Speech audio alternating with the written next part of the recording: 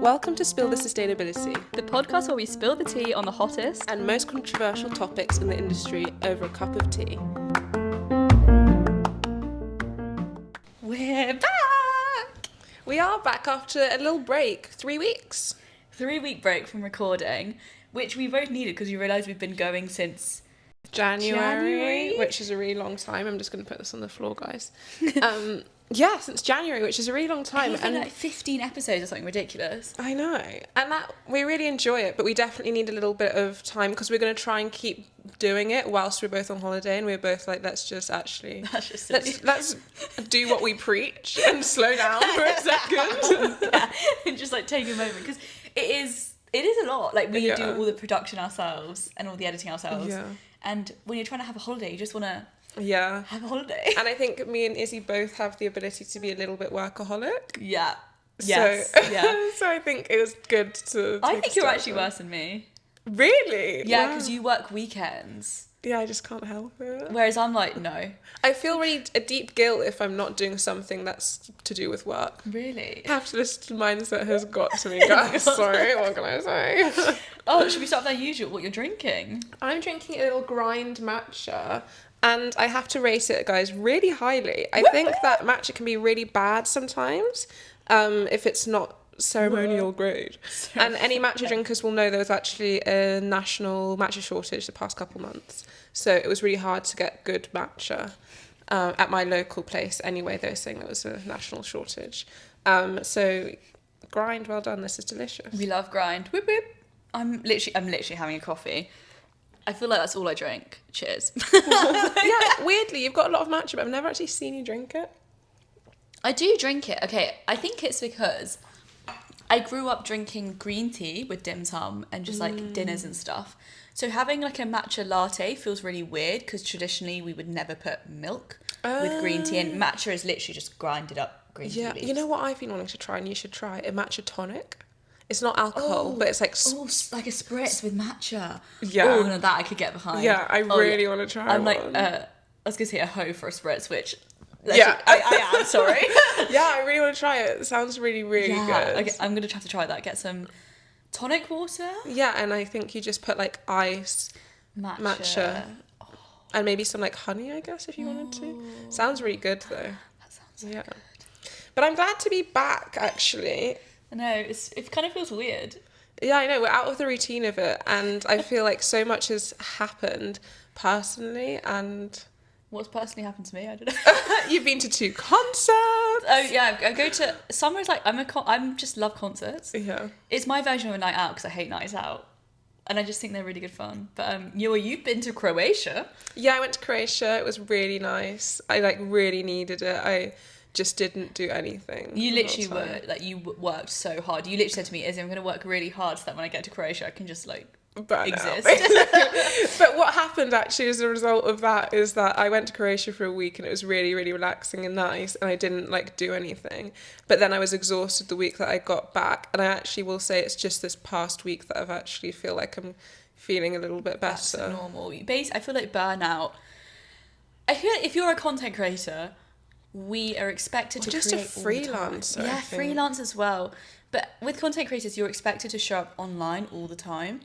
And I feel like there's this pressure to be always on the internet. Like, I don't know how people, for example, still create content around Christmas. They're creating content like 365 days a year. Yeah. Cannot be me. No idea. Cannot be me. I took like 2 weeks off. I think I posted like a couple of reels, but nothing really. And I was so stressed about coming back to the internet. Yeah, guys. but it did well. Like, at least I've posted now. There's like 3 things up, and my most recent one has actually done well. But I knew it would because I spent like a lot of time researching it. I really cared about it, and I think like for you as well with like your science ones, when you like do a lot of research into something, it feels a lot more vulnerable to put it out there. Yeah, because in some ways you've put in hours of research time and energy, and you want people to like it, and there's almost like like, no one likes it. Yeah, it's like, oh, no one likes my special interest. That's how I felt once I did a reel on, sorry, and then we'll get into the podcast. No. Once I did a reel on, I can't even remember, on like medieval pointed toe shoes. I can't even remember what they're called. Oh, the like clowny shoes, the ones that go like sleigh shoes. In my head, they look like sleighs. But I can't remember what they're called. But nobody cares. And I was like, no one cares about these shoes. And then I realised when I post stuff about men, no one cares about it. If I post any history content that's linked to like men, people don't care. I'm not surprised though. I guess my audience is majority female, but it's interesting. But I also think there's this like wave of feminism, so it feels like for people who want to learn more about like the history of women and fashion, they're like, why are you talking people about of colour men? and women? We know enough about men, so it makes sense actually. That's true.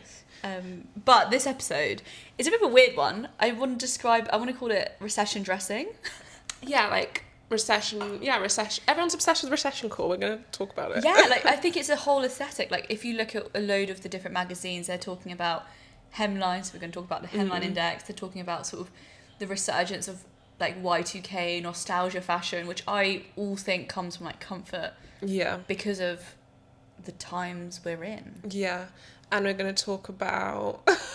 Sorry, that's my train of thought. As I said we're going to talk about... We're going to talk about loads of different things. I'm really excited. It's also just going to be a fun, chatty episode. Yeah, like a chill one. Nothing too intense, hopefully. Yeah. And technically, I will say before we get into it, I don't believe we are fully in a recession. I think, like, technically we're, like, point something % off one. Basically in a recession, but I think that factually we aren't. It's not classified as a recession, but people are feeling the bite. Yeah, like the crunch. Cost of living crisis is cost of living crisising. Yeah, it's crisising real hard. So, first of all, do you think people dress differently? Like, do you think fashion like has a different vibe when there's like, I want to in quote say less money going around? Yeah, I think so. I mean, what I sent you the other day on Instagram was saying that people are getting more into jewellery. Yeah, I saw that as an investment piece because we've talked about luxury before in the pod, and we talked a lot about like handbags. My personal interest, yours is shoes. Sorry, I just slapped you. But you like this Business of Fashion article was talking about jewellery. Yeah. And you know what's really interesting? Here she is with her bangle. I bought a bangle today for £2.50 in a charity shop, and you know what? I thought that was quite steep, but I bought it anyway. But there you go. Like, I thought I wanted something. I really wanted to treat myself. Oh, you talk about that as well. Yeah. Don't know why, really. I haven't accomplished anything, but whatever. Felt like I deserved it. So I bought this bangle, and I think that's quite a recession-y moment. It's like buying small little things, even like I hate to circle it back to, but like bag charms, Labubus, things like that. We're buying small things that are affordable, that feel like a luxury and that we covet but are not expensive. Sorry, just affordable and Labubu. Did you see that thing I sent you where there was a Labubu sold for, was it $34,000 or something stupid? I don't even know. Sorry, I don't even want to give those things a time of day, really. But like, you don't deserve it. I know what you mean though. I think whenever I'm in the mindset of like, I'm just going to treat myself, but I also want to be a bit stingy, which is what I try to be like all the time. Yeah. I'll like pop into a charity shop and give myself like a £5 budget. Yeah. And it'll either be a bag or like a pair of shoes or like, but then it's interesting that you've gone to jewellery because I never, like, I don't really buy secondhand jewellery. Well, it's becoming like, as we know, a trend. I think like there's been a big trend of like big statement silver pieces, and I wear a lot of silver jewellery anyway. So I've like enjoyed that trend because I feel like I'm fashionable, even though it's just how I look, guys. Which is funny because I'm actually not really wearing any silver today. But I feel like I think it is because of that recession thing. It is just easy to get involved with jewellery. And it dresses up an outfit. It's like if you're just wearing accessories, the most basic thing, you can add some bling, and it's cheap. You could, I mean, yeah. Well, but there's scale to jewellery, right? Yeah, it's accessible to everybody depending on your budget. Yeah, what I was also thinking about was something I think we've spoken about before, like privately, was people being almost embarrassed to wear out their like designer bags and stuff because of the cost of living crisis and not wanting to come across as like not caring about the real problem. Yeah. And I wonder if jewellery is another one of those things that's so small that actually walking past someone on the street, you wouldn't notice necessarily if they were wearing ultra expensive jewellery. But if you see someone with a designer bag, you know it's a designer bag, and you immediately have this like potential prejudgment and prejudice against them. Yeah, I get that. Also, I guess when there's a cost of living crisis, people steal more. So I guess carrying a luxury bag versus wearing an expensive piece of jewellery. Although I don't know, I feel like jewellery can be pickpocketed easily. Watches are renowned to be like stolen off people. Did you see that viral video? No, I didn't. It was on TikTok. The fact you're laughing makes me think that I haven't seen it. Guys, come on, someone out there, I know you've seen it. It's a video of someone being robbed. Sorry, it's really funny. Someone being robbed at a tube station in London, and like, I've never seen such a determined thief in my life. Like, it's a thief actually like chasing the person up and down stairs. It's like Tom and Jerry and around, and the person with the watch he doesn't want to be robbed is like running away and like sort of, you know, trying to get away, and like it's fine in the end, but it's just the most bizarre thing I've ever seen. I mean, like, just makes me think of people, you know, people not like, what? Yeah. This is why I'm scared to wear some of my more expensive pieces in town. Yeah, and I do understand that. I mean, I think a really good thing in this example is like Lydia Millen and her Birkin bags. She's so renowned for being out of touch, isn't she? Yeah. And that's like, I think it's so important if you do like save up for those luxury pieces. Like, please don't just like ignore the realities of the world. The world is a scary place, and like there's a lot going on. Like, you need to be... Like, you need to understand. So true. Like, I don't know if you... I'm about to give so many, like, chronically online examples of stuff. I'm so sorry. I love how you're really online and I'm just like, sorry, what? Like, but Kylie Jenner, I think it was probably a couple years ago now, posted a picture of her and a private jet to Instagram. I know this one. Yeah. She knows, guys. Proud of me. And everyone got outraged, and they were like, don't you understand what's going on with the planet? Don't you understand it's a cost of living crisis? Like, you know, F off with your private jet. Yeah. And I thought that was, you know... It's true, though. Yeah. But I think there's this, like, fine line as well between... what's it called? My brain.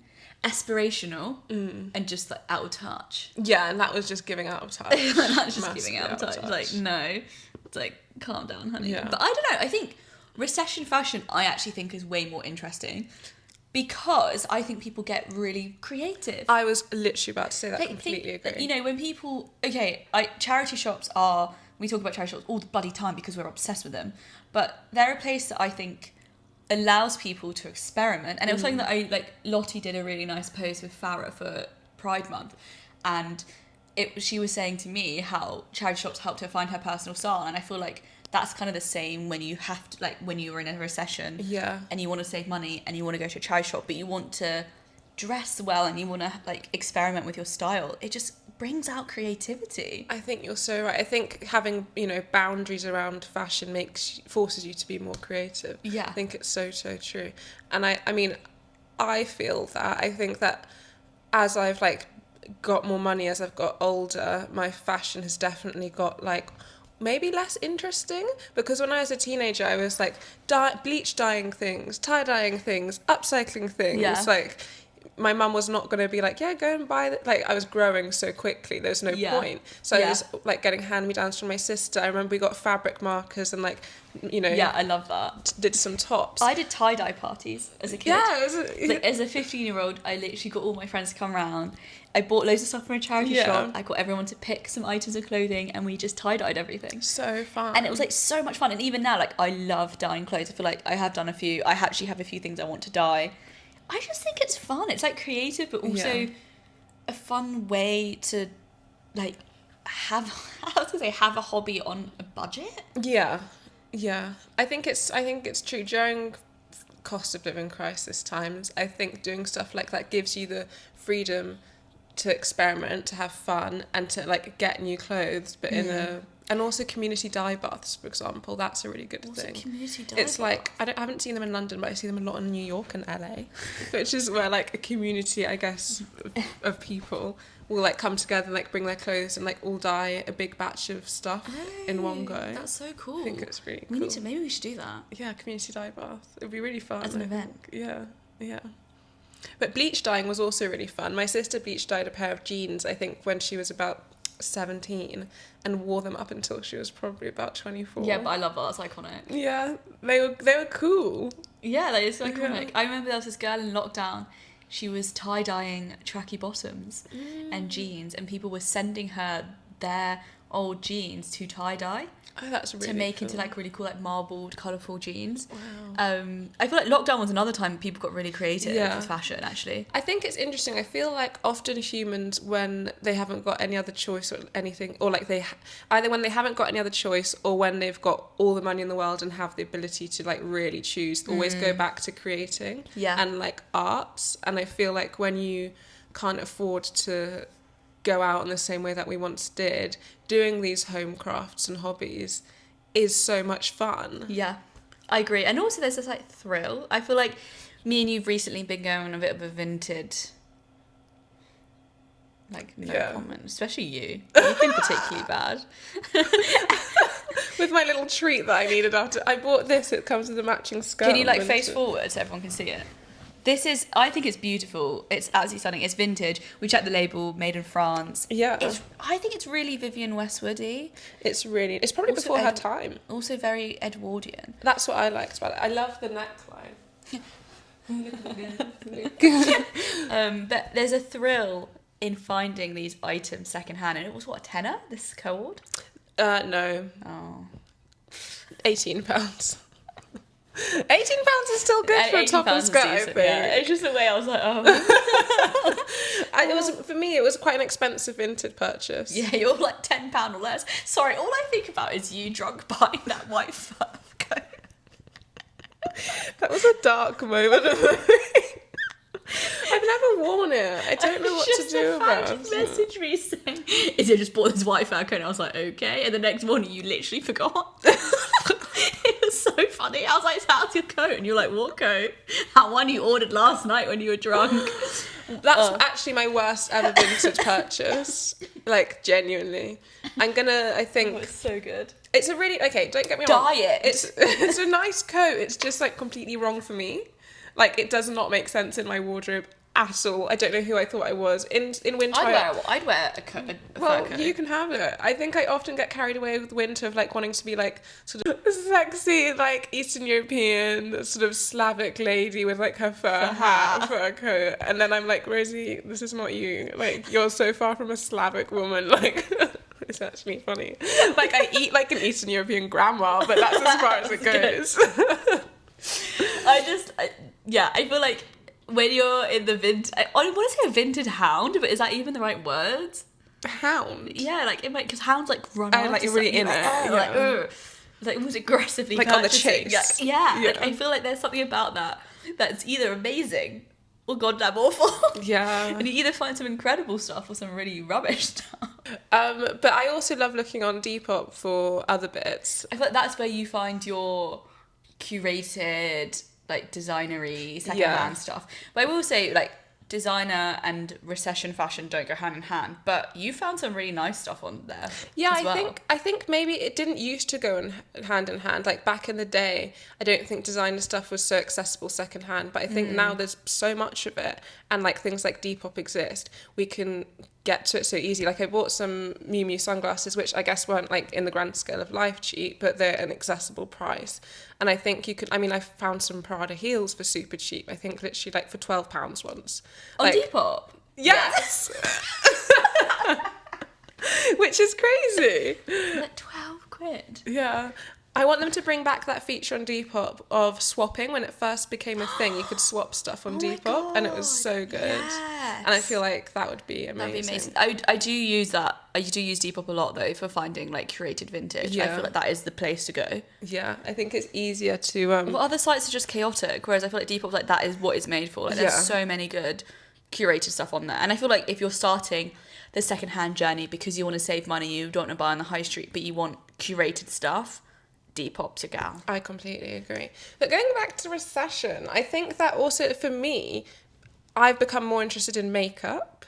That's a recession indicator. Do you think? Because I think makeup's really expensive for what it is. It is, but during like World War II, things like that, people bought lipsticks as like a thing. That was the tree thing. It wasn't the bangles, it was the lipstick. Yeah, it was like a lipstick. You'd buy it and it would be like this real treat, Yeah. you know. And I kind of feel a bit like that with the girls and their lip combos, because yes, it's expensive, but it lasts. Like, buy a lip liner and lipstick, that could be, I mean, I don't know, I don't use it enough to know, but what, a year, 2 years worth of makeup? Yeah, I mean, technically there's an expiry date on makeup, which I think is mad. I get that for mascara, but for anything else, I don't look at it. I never look at expiry dates for skincare. But I think we've definitely got that going on with the lip liner, especially, like, for example, the Road case with the lip thingy in it. Yes. That's so, like, turning something that's not really that important, like a lipstick, into like a grail item. Yeah, that's so true. And I feel like that's very recession. But I also think it's just like a trend thing. Like, it's almost cool to have these things, as you did, like on your video, like on display, like my lip balm on display, because those names are cool. Yeah. I think that the displaying stuff, because I did a recent video talking about how we love to display our objects, I think that also is, I mean, that's social signaling, saying I can afford things you can't. Yeah. It's like taking it out of the bag. Instead of doing like what's in my bag, it's like I can afford Road, I can afford... What are your thoughts on that though? Because I think that's really icky. I think it's really icky, but I think life's icky. It's icky. Because I don't know, there's something really weird to me about people trying to prove they have the money, especially... I suppose it goes back to that whole designer bag thing. I don't even know if it's about proving that they have money, more proving that they have social currency. Which is just like icky. Because I do... Do you know what I mean though? Because it's like... To be like classed really cool. As like a cool London girl, you need, like, I could put a starter pack together, you know. You live in Clapham, you wear... Clapham, like live in East London. Oh, sorry, yeah, that's true. Like have a Labubu. I live in Shoreditch. I have a Labubu bag charm. I have Road lip balm. I like to go to... Get small plates. I hate small plates personally. I love small plates. I just always get... East London, though. I get like stressed about like not getting enough food. Because I feel like... I want a big plate and lots of it. Yeah! It sounded like Trump. He said, I want a big plate. I want a big plate. But yeah, I do think it's a form of social currency rather than a form of... Social currency icks me right off. It's the way the world functions, though. I know, I hate it, though, because I feel like it's so... It goes back to bullying and the yellow Converses and the yellow Doc Martens that we've talked about on this podcast, which is, if you don't have the social currency of that time, the trend, you're suddenly... Like, you're almost, like, cast out of the cool legend, the cool society. But it's interesting, because in saying that, when I see something, like, we were talking about polka dots earlier, because they're, like, a huge trend now. And last year, I was wearing a pair of polka dot capris, and I loved them, and I haven't worn them this year, and I do continue to love them, and I'm not going to get rid of them. And me and Izzy were both saying, we're going to wait, actually, until this trend's over. Then Vinted will have loads of polka dots, for one, and we can get them, or, like, resale sites will have loads of polka dots. Yeah. But also, I don't want to wear them now, because I do feel like if I wear polka dots and, like, have a Labubu on my bag, no offence to someone who dresses like this, it looks like I have, like, 7 hours of screen time. Like, do you know? Which you do. 5, actually. Thank you. Oh, I love it. No, I know what you mean, though, because this is the same with me and butter yellow, actually, because I've always had yellow in my wardrobe. But butter yellow is just like really, well, it's kind of already dying, which is crazy. Says a lot about trend cycles. But it's one of those ones that I really like that colour, but I also just don't want to be that person who wears butter yellow out and people assume that I'm only wearing it because it's trendy, when actually I just like yellow, okay? Yeah. And I think it's the same with polka dots. Like, I used to wear polka dots a lot as a kid, and I don't have anything polka dot now, and I know it's trending, but I actually want to wait, because if I still like it when the trend's over, fine, I can go and like buy something secondhand that's polka dot. Exactly. But if I'm buying it now, there's the risk that I'm only doing it for the trend. Exactly. I always go back to ballet pumps, because for me, like, they're just your staple. They always have been. But they weren't until ballet flats became quite trendy. But they're not trendy now. No, they're not. But that's a trend that I was like, I always liked them, but I'd never because I've never been a trainer person. I've never found a shoe that I really like. And then they became a thing, and I bought a pair, and now it's pretty much exclusively what I wear like years later. Yeah. But you have really specific style of ballet pump. You're not sort of a super flat, just ballet pump. Yeah, like a little heel. Also, yours a sport. You like a sporty ballet flat. Yeah, that's your go-to. Orthopedic shoes. Yeah, it's because it's like the ballet flat of a trainer. You know, like I can run around London and be comfortable. Yeah. But like that's a great example for me personally of like a trend that I actually really, it's not a trend for me. No, it's a lifestyle. What about mini skirts? Because I feel like you love a mini skirt. I love a mini skirt so much, but alas, I have a fucking patch of eczema on the back of my leg. Eczema girlies, right? Unite. And so I feel like really insecure about showing my knees, so I just don't wear them anymore.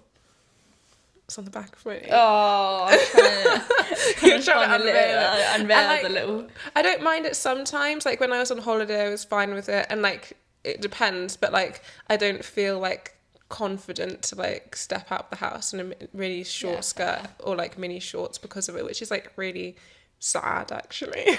I love how you're like, well, that's just hit you, hasn't it? It hits me every day when I get dressed and change because I don't want to show my knees. No one's looking. And nobody really cares. No one like cares. This is the thing that I've realised, that no one actually cares how you dress, at least especially in London. The one thing I will say is amazing is you can genuinely wear whatever you want and no one will care. Yeah. I think it's just, I mean, I feel like I'm going on a separate conversation. Tangent. But like I think it is really hard with like skin conditions, anything, you know. It's the first time that I can't kick it, and it's the first time it's like affected you. But it's the first time I've experienced something that affects me enough that it affects how I dress. I've never had that before. I think it reminds me a lot of acne, because I know quite a lot of girls who have acne. Yeah. And they always wear loads of makeup, and I'm always like, let your skin breathe. Yeah, let your skin breathe, because obviously it's clogging your pores and it's going to make it worse. But then because it's on their face, they feel really insecure about having that on show, especially without makeup on, where you might see some of the redness, etc. And it's like, it's actually so, like, we're so lucky that we don't have that. Like, I've never experienced that, so I imagine it's actually really hard. Yeah. Because you're always in this limbo, at least with that particular thing of trying to cover it up, but also not covering it up. Like, what do you do? Yeah, I can't imagine. I've always found, like, weirdly, in Grease, the musical, one of the, like, Kaniki has acne, and I found that was so attractive. And throughout my teenage years, and still kind of now, I've always found acne a very attractive feature on people. I mean, I kind of love that. Isn't that random? I suppose that if you grew up thinking that, like, watching this character, it's like ingrained into my brain. I mean, that's probably a good thing though, right? Because like, most people would be like, no, I don't like acne. I just think there's something quite sexy about it. It's really weird. I don't know why. Do you know what it is? I think it's like, if you see it on someone, it's sexy that they don't mind wearing it out. I say wearing it out, like, the not covering it up. confidence, maybe. I don't know. I remember there was a boy in secondary school who had it, and I was just like absolutely obsessed. Enamoured. Yeah, it's interesting, isn't it? But yeah, I guess that's a lesson to myself. Maybe there's someone out there who likes that.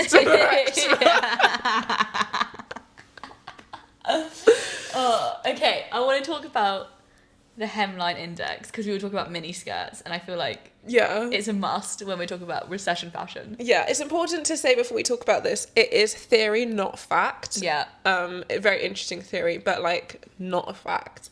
I mean, I don't think it could be a fact, but I like the theory. It has a lot of positive evidence leaning towards it, but like I just wouldn't want to say this is a fact. But it's that skirts get shorter during a recession, and like even in the During the recession, or no? No, during... No, it's the other way around.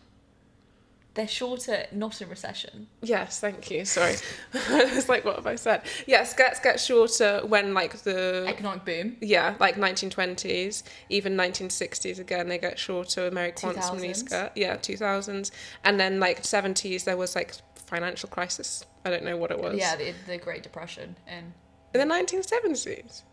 Oh, no, the Great Depression's 30s. In America. Sorry, chatting out. But skirts got longer again. Sorry guys, getting my tongue twisted. Skirts got longer again, and now we're seeing them getting longer again. Like people don't really I feel like last summer, like maybe before COVID, I feel like everyone was like rocking mini skirts. I still think people rock mini skirts. I think people still rock mini skirts, but like it's not a thing in the same way. Like you don't see shops selling them. Even the Pretty Little Thing rebrand is more conservative. Like the whole vibe is like changing from being like fun, flirty, free to being like conservative fashion, which is interesting because actually conservative fashion, does it equal conservative with your money? No, it doesn't. I actually often think it's the other way around. Interesting. Because conservative people in my mind are like rich American senators. Senators? That's so niche. That's what I think of when I think of conservative politics. That's what it is, You know, who don't want to do abortions and things like that. Jesus. Yes. Yeah, but that's literally the political environment.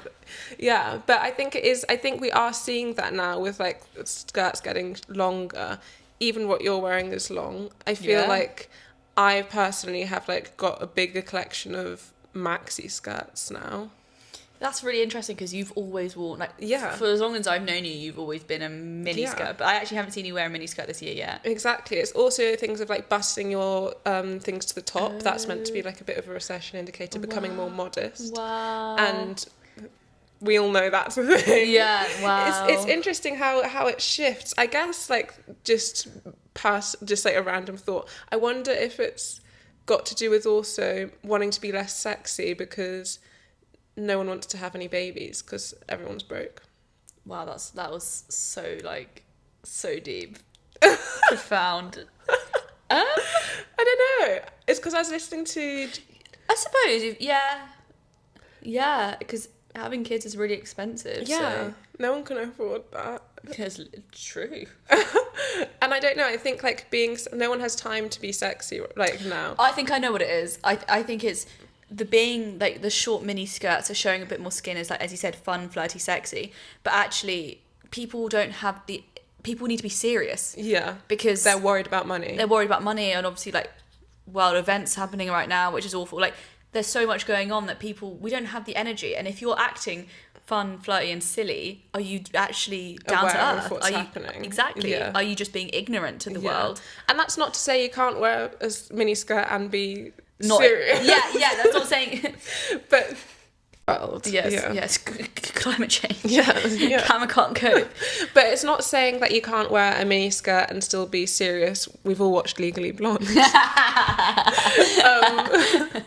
But I think it just is like a collective mentality for some reason. Maybe it's rooted in misogyny. I don't know. Do you know what? I would say maybe I sometimes if I see someone out and about and I see them being just really like fun, flirty and silly, I do sometimes think it comes across as like you're not serious in life, which is obviously a toxic potential thought process on my behalf. Which is interesting because you are fun, flirty. I'm very chill as a person. Yeah. So I just think that's really interesting that I think that of other people is almost like a prejudice against that. But actually that doesn't necessarily mean they aren't serious and they aren't thinking those things. I think as a woman it's really hard to be taken seriously by society.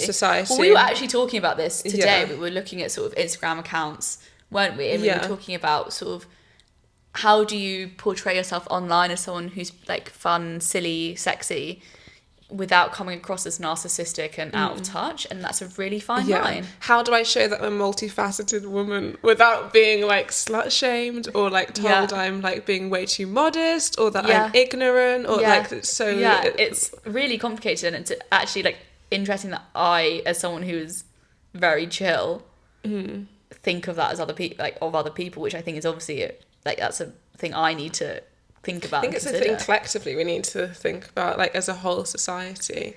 But I guess it is to do with like when you see someone just being so like nonchalant and not caring, you kind of think, do they not realise the realities of the world? But also we need fun and silly to keep community going, to keep morale, to keep sort of the positivity, because there is so much like negativity and darkness. And as we always say, like it's so important to find joy in small things and like to have those carefree moments, because otherwise life is just way too depressing right now. Yeah. But it is like hard to like, where does that line get drawn? Where do you draw that line? Yeah. How happy can you really be? Like, is it a sin to show happiness on the yeah. internet? Because I think sometimes people think it is. Yeah, I think it's really difficult. I mean, we're going to do an episode on this and then decide not to, which is like accountability as like social media people or just people online. Yeah, online. Yeah, not even social media people, just people like on the internet. On the internet, full stop. Anyone on the internet. Yeah, and I think that this links to that quite well, which is that like being on the internet means you're putting yourself in front of like the court of millions and millions of people. And so like something that might be a funny joke to you goes viral on TikTok. And suddenly it's not funny. Yeah, so it's a scary place out there. Yeah, I mean, I think it does go to show that people who share every single small detail about their life, they're always at risk of that, because there will always be something that people think is not appropriate or like not socially acceptable. And I think it means that people have to be relatively censored in order to feel safe on the internet. Yeah.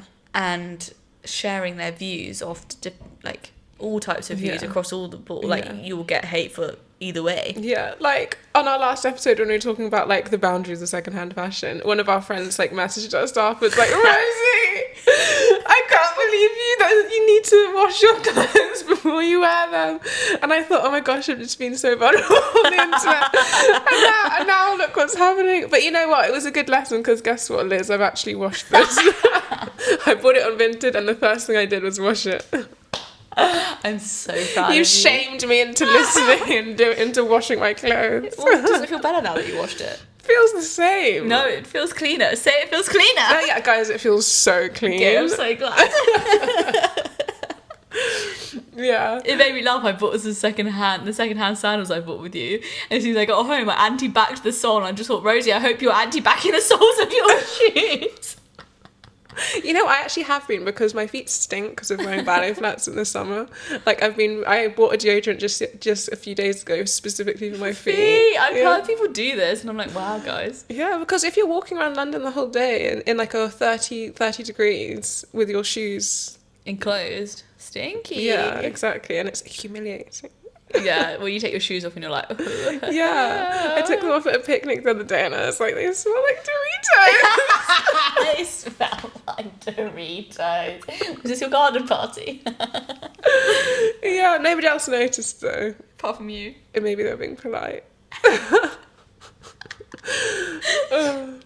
But yeah, I don't know. I think it's a really interesting one, how we perceive people differently in the height of potential recession and how fashion reflects that. Yeah, I think so. All I think about is what you were talking about like a while back with Paris Hilton in the 2000s, how she just acted so carefree. Yeah. Mini skirts, living life. Mini skirts, pants showing when she got in the taxis. Do you know what I mean? It was just like so much more carefree. Like, but that's what I think. It's just the reality of like having enough money to not have to worry about things. Like people say money doesn't make you happy, but I think that's wrong. I think that having a certain amount of money makes you stable and makes you not have to worry about where you're going to have dinner, like how you're going to make dinner or whatever. Yeah. So I do think actually to say money doesn't make you happy is a privileged perspective, because I think like if you have a comfortable enough amount to like, I think that's actually a like I'll link, there is a thing about it. I'm not surprised though, because you know you don't, if you have the money, you don't have the same worries as other people. And I think that's literally what we're seeing with recession happening, is like people are worried.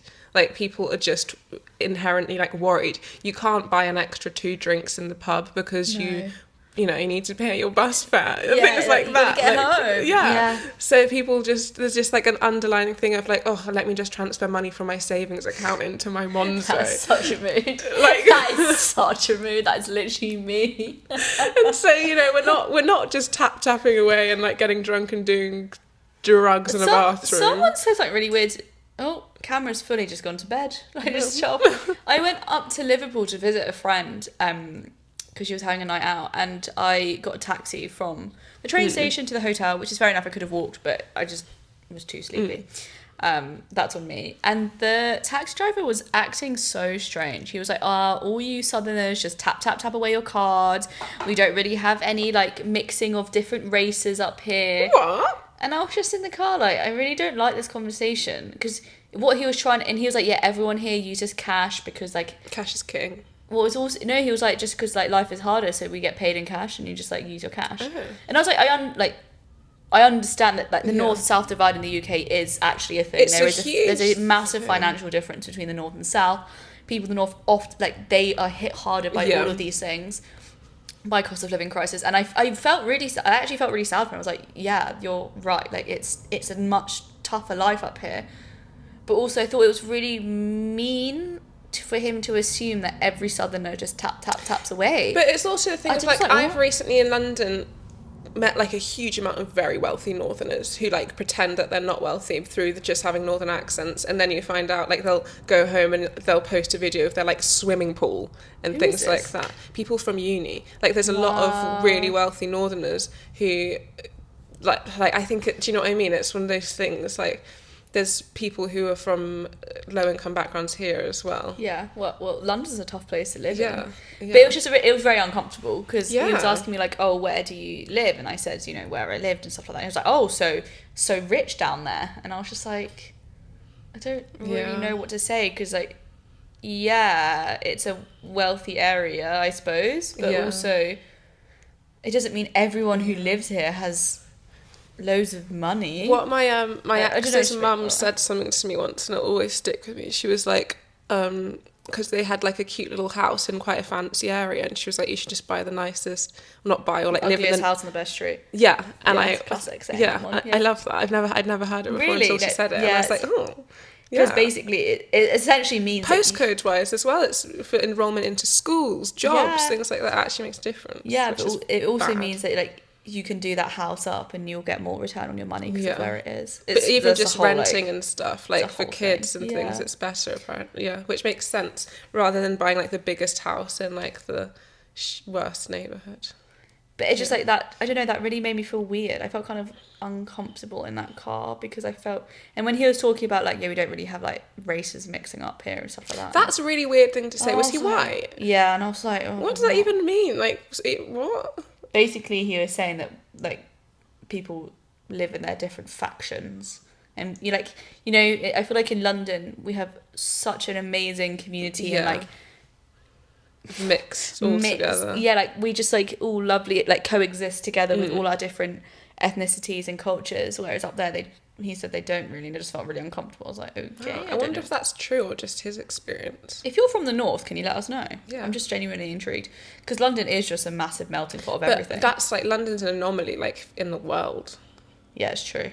Like, even I've been to New York and I didn't think it was like that at all. Yeah, I think London's really, really an anomaly. But guys, I think it's time to wrap up. Otherwise, we're going to be really long. It's good bedtime. Yeah, that was a really random, but I feel like little catch-up, chatty episode. Lovely people. And yes, we are posting episodes on Wednesdays now. If you listen to this already, you would have already known that.